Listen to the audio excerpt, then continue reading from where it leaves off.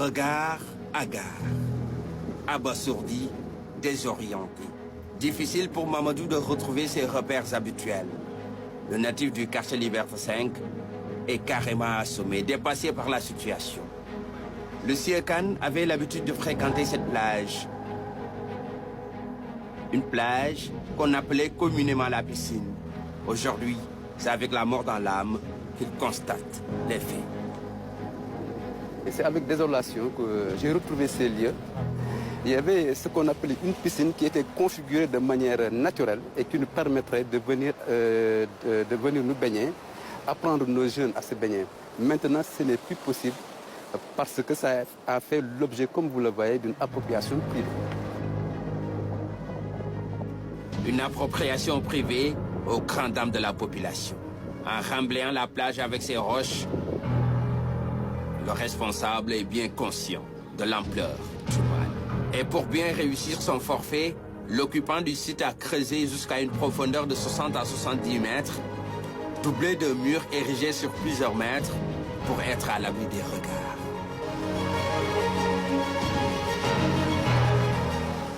À quelques mètres d'ici, nous découvrons le site des Mamelles avec une plage inexistante.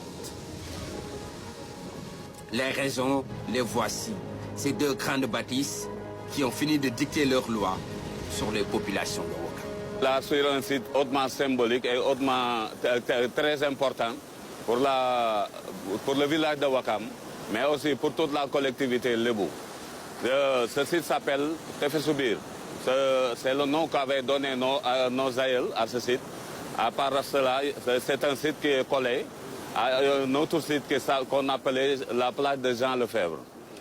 C'est important aussi, c'est un site important pour la jeunesse. À part les sites rituels qui sont ici, il y a aussi, disons, c'était un lieu d'expression des jeunes qui venaient jouer ici au football. Cet espace, ce petit espace, était grand comme un terrain de football avant. Donc on jouait des matchs de football sur la plage, même si le foot de plage a commencé ici. La mousse de cette couleur nous renseigne sur la présence d'un corps étranger. C'est le résultat des roches qui ont été utilisées pour remblayer la plage. Conséquence, les cabanes qui se situaient sur tout au long de la plage ont presque disparu.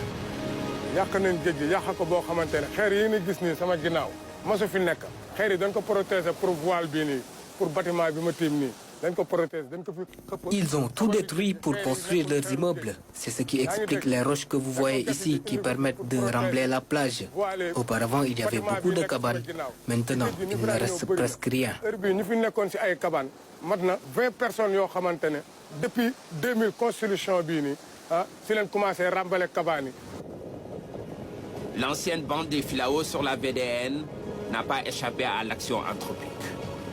Suite au décret de déclassement signé par le président Sall sur une superficie de 826 hectares, les défenseurs du littoral sont montés au cri. Un écosystème qui servait de barrière naturelle de protection contre l'érosion côtière, les embruns marins, entre autres. C'est pourquoi un recours pour excès de pouvoir a été introduit à la Cour suprême. Nous avons un sentiment mitigé parce que, premièrement, ce n'est pas notre premier recours. Il y a eu un premier décret en 2021 que nous avons attaqué auprès de la Cour suprême, mais malheureusement, la Cour suprême a rejeté notre requête. Ça, là, c'est une deuxième requête et il y a somme toute une avancée selon laquelle le juge, pour cette fois-ci, a décidé de prendre son temps pour instruire l'affaire. Instruire une affaire qui risque de faire couler beaucoup de salive. Preuve par l'exemple, le collectif de la cité Chérif Abdoulaye Tchaoulaye, qui regroupe plus de 3500 familles. On a déjà enregistré environ 2000 et quelques parcelles identifiées, dont les propriétaires sont identifiés, déposés et au niveau de la mairie, déposés également au niveau des domaines et au niveau de la sous-préfecture. C'est-à-dire le préfet qui nous avait demandé, sur instruction du gouverneur, de faire le dépôt de ces documents et de déposer pour chaque site les 5 premiers actes.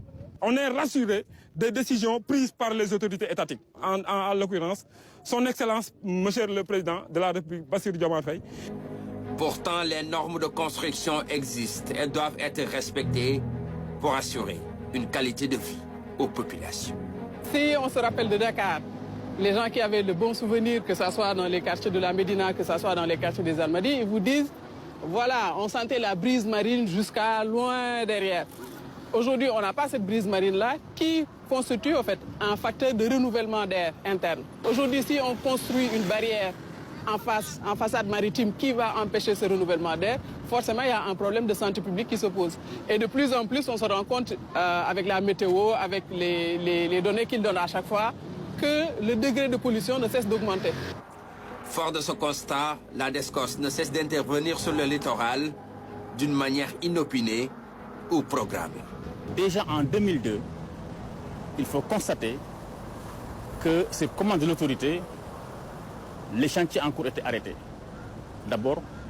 Ensuite, on a constaté un gel de toutes les activités sur le littoral. En 2016, la DSCOS est descendue pour arrêter tous les chantiers. On avait dénombré une vingtaine. En 2020, avec vous, également, la DSCOS est descendue. Et plus de 30 chantiers ont été arrêtés. Aujourd'hui, la situation est catastrophique. Nous en sommes à plus de 150 chantiers arrêtés. Catastrophique. Que faudrait-il faire alors pour trouver une solution définitive à ce phénomène? Les plages qui sont aujourd'hui occupées et qu'on peut restaurer, il faut impérativement aller vers cette restauration. Et de manière curative, immédiate et rapide. Et in fine, renforcer les lois afin que les gens ne puissent plus disposer de documents administratifs ou bien de titres leur permettant de justifier leur occupation. Pourtant, le code du domaine de l'État est bien clair. Notamment en ses articles 5 et 19. L'article 5 définit ce qui constitue le littoral, on peut dire le domaine public maritime. C'est une zone de 100 mètres à partir de la limite immédiate de la plus forte marée, des vagues de la plus forte marée. Donc si vous mesurez ici à partir de 100 mètres, nous sommes carrément sur la chaussée. Oui, c'est un principe que le domaine public maritime ne peut supporter que des constructions démontables. Un principe, mais pas une règle. C'est un principe qu'on ne peut avoir sur le domaine public maritime que des droits précaires. Principe, mais pas une règle. Pour la simple et bonne raison qu'il y a une dérogation apportée par le Code du domaine de l'État lui-même, qui offre la possibilité au président de la République, par décret, de pouvoir déclasser des dépendances du domaine public maritime. De les déclasser, donc de les faire sortir du périmètre du domaine public pour les amener dans son domaine privé. C'est d'ailleurs ce qui explique les mesures prises par le Premier ministre relatives à la suspension de tous les travaux sur le littoral. J'ai un problème par rapport à l'opportunité de la décision. Elle est bonne. Mais je pense qu'on pouvait aboutir au même résultat sans avoir à suspendre. Qu'est-ce que je veux dire par là? La suspension, il y a beaucoup de conséquences qui en découlent. C'est des temporaires qui travaillaient là-bas, c'est des locations de matériel qu'on faisait là-bas. C'est une économie qui s'était développée là-bas. On pouvait arriver au même résultat, c'est-à-dire vérifier les titres sans suspendre. Surtout que le point de départ, c'est l'autorisation de construire. Une autorisation de construire délivrée naturellement par les services compétents de l'État en bonne et due forme. Alors, où se situe la responsabilité? Aux autorités d'aller jusqu'au bout de leur logique pour sauver le littoral des griffes de grosses pentes.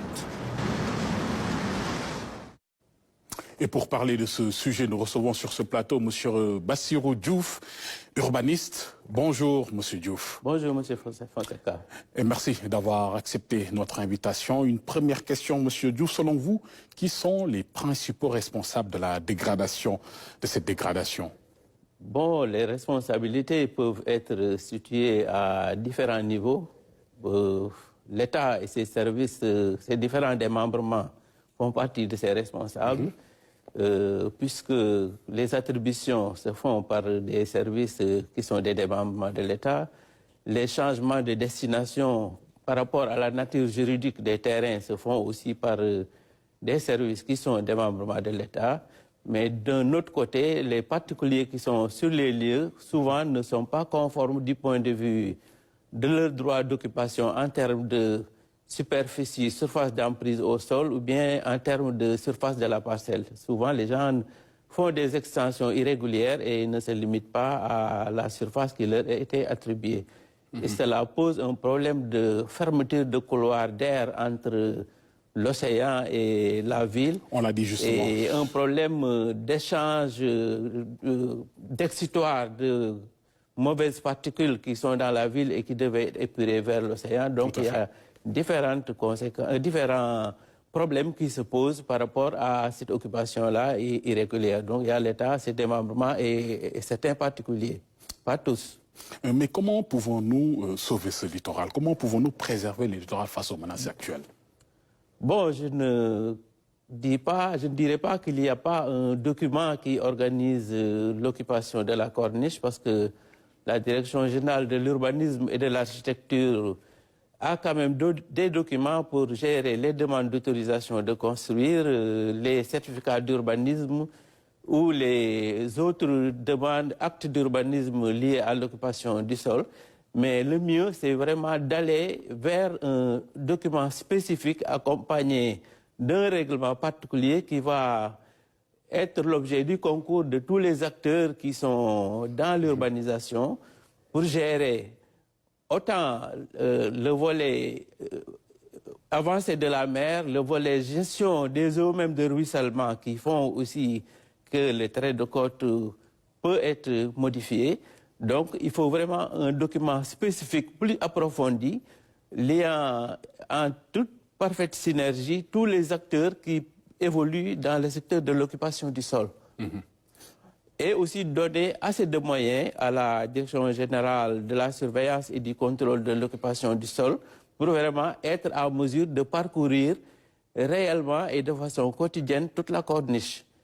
Et rien n'empêcherait, par exemple, à ce que la DSCOS ait des drones de surveillance pour vraiment s'occuper des occupations au jour le jour.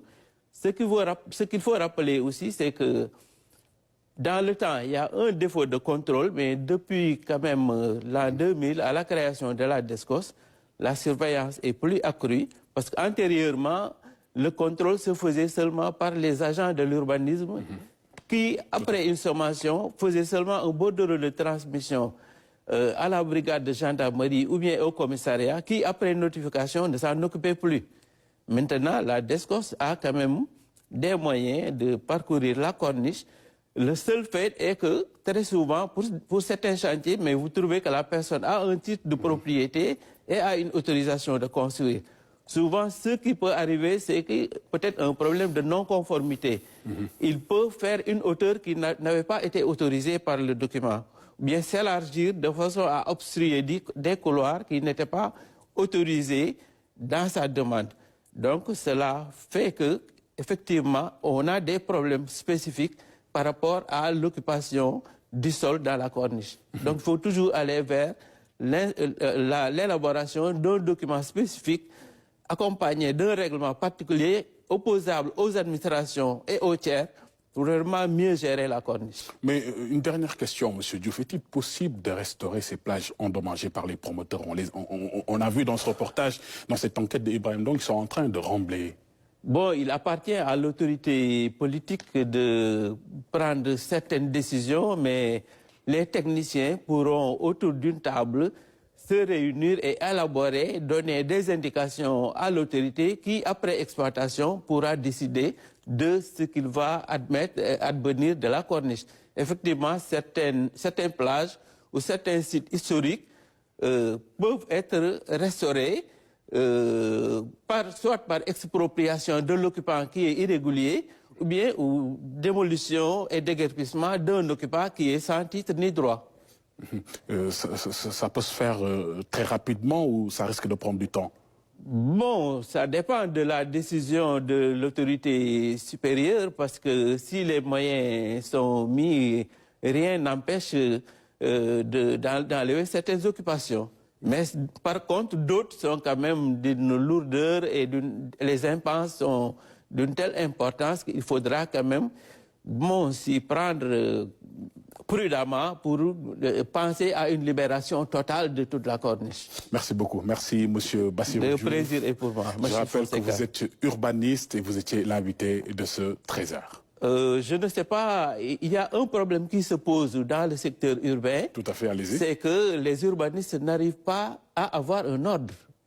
Est-ce que les Sénégalais lambda sait qu'il n'y a pas un ordre des urbanistes au Sénégal? Il n'y a qu'une association, alors que tous les corps de métier qui réagissent, qui agissent dans le secteur, ont un ordre. Les architectes ont un ordre, les géomètres, les experts et tous les corps de métier ont quand même un ordre. Les textes ont été élaborés et transmis au ministère chargé de l'urbanisme, mais ça fait une vingtaine d'années que les gens attendent quand même que l'on mette en place l'ordre des urbanistes. Je pense que dans le Djibouti, on mettra quand même le dossier de l'ordre des urbanistes dans ce Djibouti-là.